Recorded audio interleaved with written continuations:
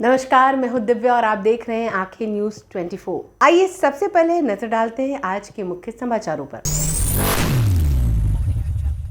नमस्कार, मैं अमित और आप देख रहे हैं आंखें न्यूज 24। केंद्रीय मंत्री गिरिराज सिंह ने राहुल गांधी की वोटर अधिकार यात्रा पर बड़ा हमला किया है। उन्होंने कहा कि कांग्रेस पार्टी और राजद जानबूझकर रेवंत रेड्डी और एम के स्टालिन जैसे नेताओं को बिहार बुला रही है, जिन्होंने बिहार के डीएनए और हिंदुओं को गाली दी। वहीं गिरिराज सिंह ने सवाल उठाया कि आखिर बिहार के लोगों को चिढ़ाने और चुनौती देने के लिए ऐसे नेताओं को आखिर क्यों बुलाया जा रहा है। उन्होंने चेतावनी दी कि लालू प्रसाद यादव, तेजस्वी यादव और राहुल गांधी को बिहार की जनता से माफी मांगनी होगी, वरना इसका खामियाजा उन्हें चुनाव में भुगतना पड़ेगा। और क्या कुछ कह रहे हैं, आइए आपको सुनवाते हैं।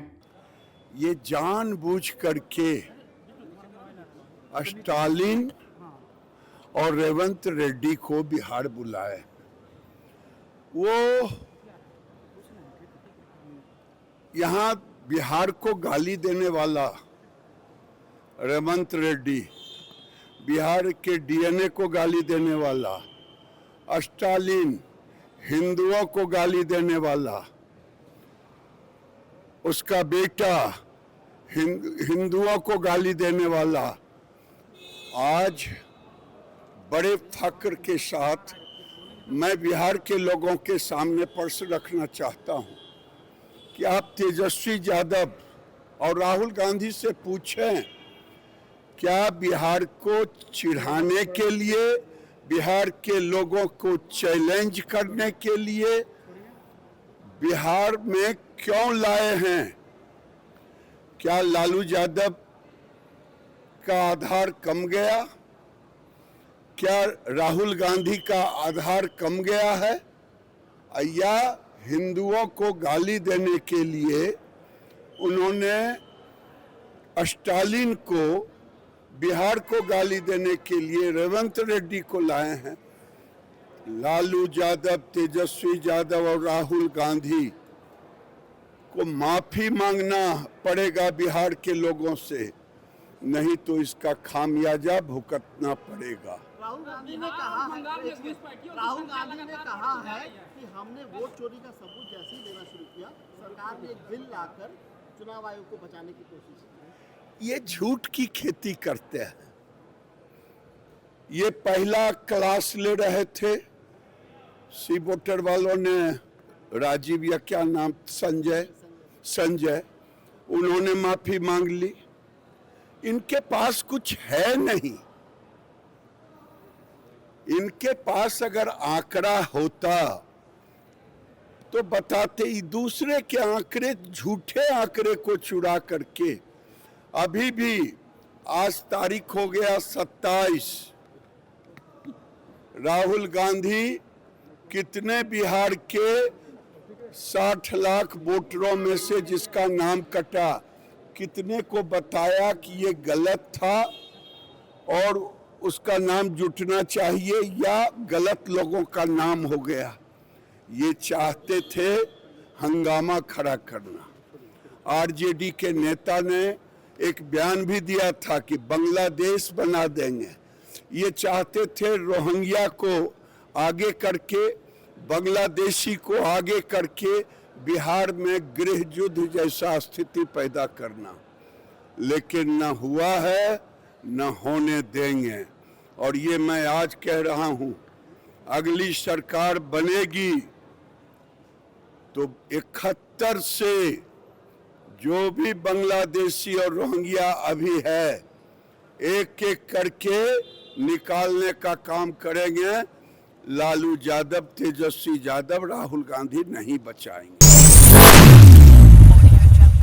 नमस्कार, मैं अमित और आप देख रहे हैं आंखें न्यूज 24। बिहार की राजनीति में इस वक्त तूफान पर है। बता दें कि महागठबंधन की वोटर अधिकार यात्रा गुरुवार को अपने 12वें दिन सीतामढ़ी पहुंची, जहां जनता का उत्साह चरम पर दिखा। तो वहीं लोकसभा में नेता प्रतिपक्ष राहुल गांधी, कांग्रेस महासचिव प्रियंका गांधी और बिहार के नेता प्रतिपक्ष तेजस्वी यादव ने एक साथ सीतामढ़ी की पावन धरती पर कदम रखकर राजनीति में एक नया जोश भर दिया। बता दें कि वहीं नेता डुमरा हवाई फील्ड से सीतामढ़ी शहर होते हुए रजत द्वार पहुंचे और वहां से माता जानकी मंदिर जाकर पूजा अर्चना की। वहीं जनसभा से पहले तीनों नेताओं ने माता जानकी से आशीर्वाद लिया। बता दें कि यह दृश्य न सिर्फ धार्मिक आस्था का प्रतीक रहा, बल्कि इसके जरिए महागठबंधन ने जनता के दिलों में अपनी राजनीतिक पकड़ मजबूत करने का भी संकेत दिया। तो वहीं से पहले बुधवार की देर शाम से ही सीतामढ़ी और आसपास के इलाकों में कांग्रेस कार्यकर्ताओं का उत्साह देखने लायक था। बता दें कि रीगा, बैरगनिया और शहर के चप्पे चप्पर पर इंडिया गठबंधन के झंडे, पोस्टर और नारेबाजी ने माहौल को चुनावी रंग में रंग दिया। बता दें कि सीतामढ़ी की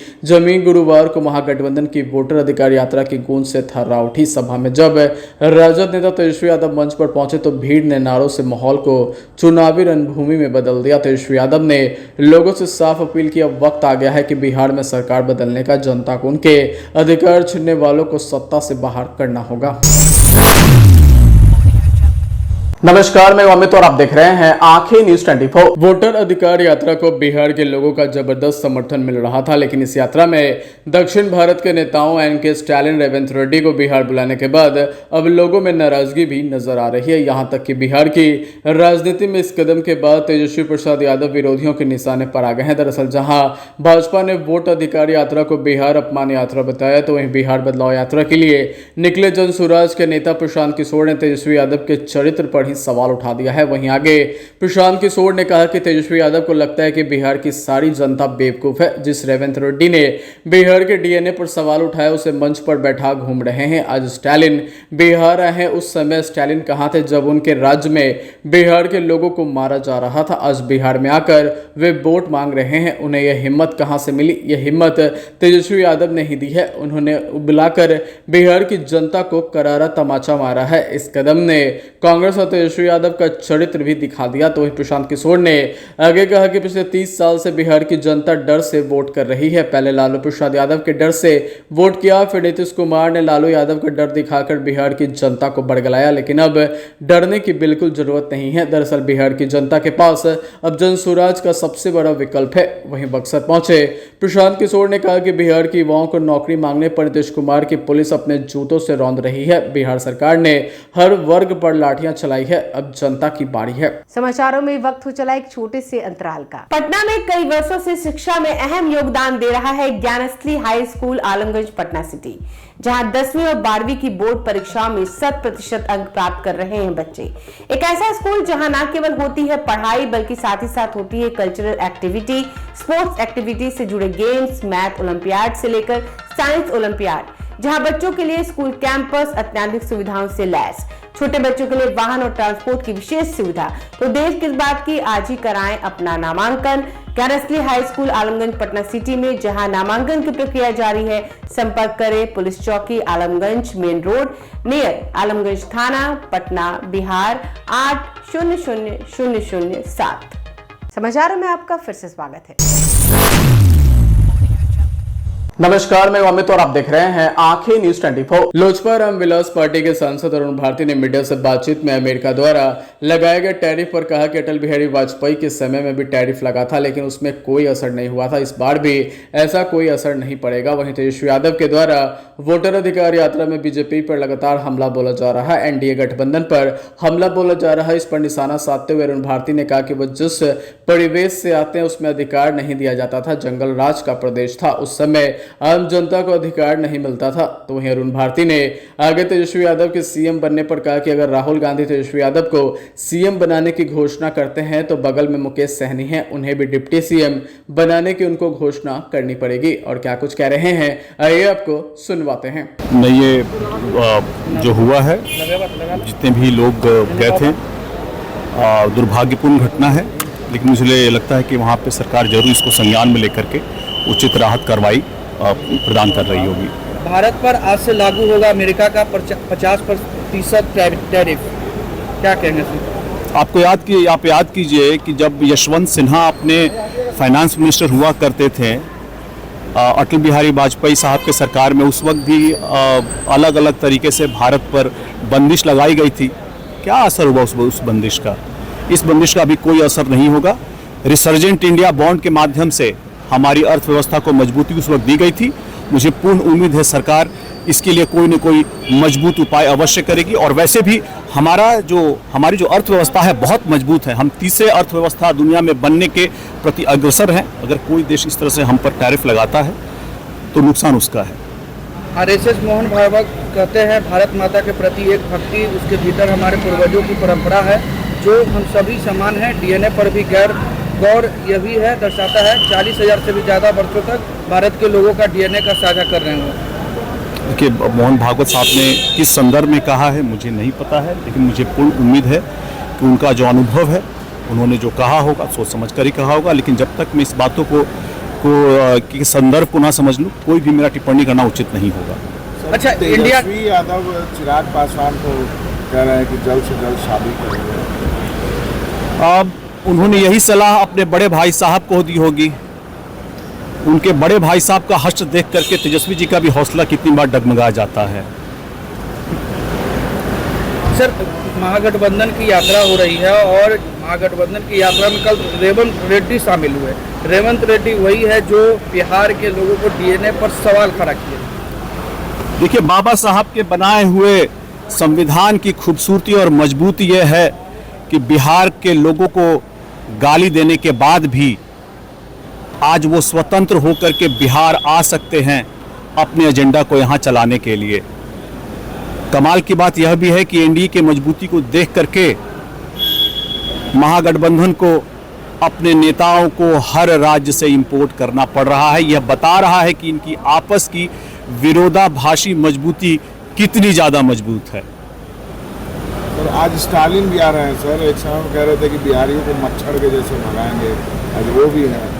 तो अब मच्छरों से वोट मांगने आ रहे हैं। कमाल की बात यह है कि दुर्भाग्यपूर्ण है कि उन्होंने बिहारियों को इस तरह से मच्छरों से कंपेयर किया। ये तुलना सरासर गलत है। तो आज क्या ज़रूरत पड़ गई है कि वो बिहार आकर के अब अपने गठबंधन के लिए यहाँ आकर के वोट मांगे। ये जवाब उनको भी पहले देना चाहिए कि जिस तरह की टिप्पणी उन्होंने पहले की थी, क्या उसके लिए आकर के राहुल गांधी और उनके नेता स्टालिन माफ़ी मांगेंगे? उसके बाद ही यहाँ की जनता से वोट की अपील करने के लिए वो फिर काबिल माने जाएंगे।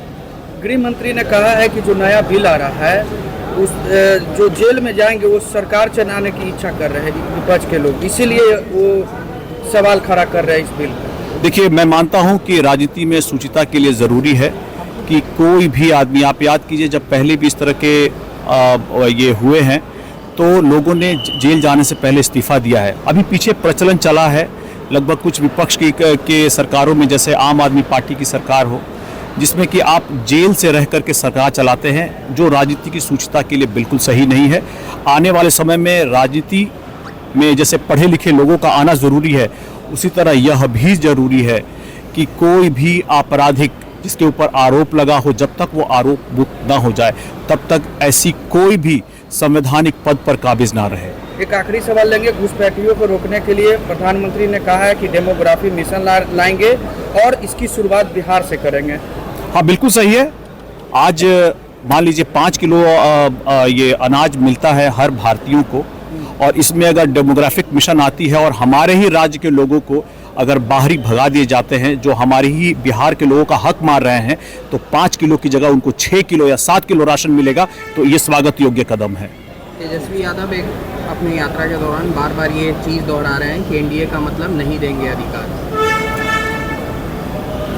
तेजस्वी जी जिस परिवेश से आते हैं, वहाँ पर जंगल राज का जो परिवेश है, वहाँ पर अधिकार नहीं देने का उदाहरण वो पूर्व में बता चुके हैं। इसी बात को वो बार बार दोहराते हैं, तो ये समझ में आता है कि जंगल राज की आहट वो दोबारा देने का प्रयास कर रहे हैं। लेकिन जनता समझदार हो चुकी है, कहीं से भी जंगल राज की आहट को दोबारा कबूल नहीं करेगी। राहुल गांधी से सवाल किया गया मुख्यमंत्री का चेहरे पर, उन्होंने चुप्पी साध ली तेजस्वी के नाम पर। तेजस्वी से सवाल किया गया तो उन्होंने भी चुप्पी साध ली। क्या कहेंगे? देखिए, तेजस्वी जी तो खुलेआम बोल चुके हैं कि मैं ही मुख्यमंत्री बनना चाहता हूं और वो राहुल गांधी जी को प्रधानमंत्री बनाना चाहते हैं। तो ये तो स्पष्ट हो चुका है कि राजद और तेजस्वी जी कांग्रेस की दिल्ली दरबार के सामने नतमस्तक हो चुके हैं। नमस्कार, मैं अमित और आप देख रहे हैं आंखें न्यूज 24। दिल्ली एनसीआर में आज हल्की से मध्यम बारिश के आसार जताए गए हैं। बता दें कि मौसम विभाग ने 1 सितंबर तक गरज के साथ बारिश का अनुमान जताया है, तो आज उत्तर भारत के कई हिस्सों में भी भारी बारिश हो सकती है। बता दें कि मौसम विभाग ने यूपी, पंजाब, हरियाणा और राजस्थान में गुरुवार को भारी बारिश की संभावना जताई है, तो वहीं जम्मू में भी गरज के साथ बारिश हो सकती है। दरअसल उत्तराखंड और हिमाचल प्रदेश में भारी बारिश के कारण भूस्खलन का खतरा बढ़ गया है, तो वहीं पंजाब के विभिन्न हिस्सों में पिछले 2 दिनों से लगातार हो रही बारिश के कारण कपूरथला जिले में बाढ़ की स्थिति और गंभीर हो गई है, जबकि फिरोजपुर में लोगों ने विशेष रूप से नदी क्षेत्रों के किनारे बसे गांवों को खाली कराना शुरू कर दिया है। तो वहीं पौंग और भाखड़ा बांधों से अतिरिक्त पानी छोड़े जाने तक भारी बारिश होने के कारण सतलुज, ब्यास और रावी नदियों समेत बरसाती नदी नालों का जलस्तर तेजी से बढ़ोतरी हुई है। तो वहीं जम्मू कश्मीर में हो रही लगातार बारिश के कारण मौसम विभाग ने आज के लिए अलर्ट जारी किया है। तो वहीं मौसम विभाग ने गुरुवार को पूरे इलाकों में तेज गरज के साथ बारिश होने की आशंका जताई है। तो वहीं कर्नाटक की राजधानी बेंगलुरु सहित राज्य के कई हिस्सों में बुधवार को भारी बारिश हुई, जिससे प्रमुख चौराहों पर यातायात जाम लग गया। बता दें कि भारत मौसम विभाग ने कई जिलों में 30 अगस्त तक भारी वर्षा होने की संभावना जताई है तथा तटीय मालनाड, उत्तरी अंटार्कटिका और दक्षिणी अंटार्कटिका क्षेत्रों के लिए 29 अगस्त तक ऑरेंज अलर्ट जारी किया गया है। अगर आपने अभी तक हमारे चैनल को सब्सक्राइब नहीं किया है तो हमारे चैनल को जल्द से जल्द सब्सक्राइब करें, लाइक करें और शेयर करें। देश और दुनिया की तमाम खबरों को देखने के लिए लगातार देखते रहें आंखें न्यूज़ 24।